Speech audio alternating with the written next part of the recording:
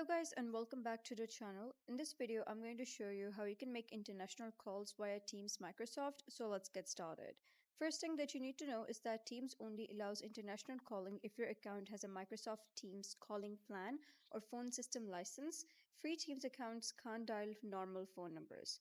So if you're using it as work account or a paid account, then you're going to simply open Microsoft Teams and you'll be able to see call section over here. So once you go over there, you'll be able to see a dial pad. Simply type down the phone number and press call. But if you're using the free version, then you can simply go to chat and search for the specific person that you wish to call.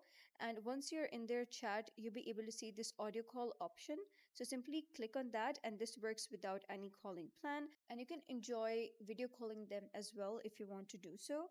But note that if you don't see calls or dial pad, your account doesn't have Teams or phone license or admin disabled calling feature. So that's it for today's video. If you found this video helpful, please consider subscribing and leaving a like. It really helps me out, and I'll see you next time.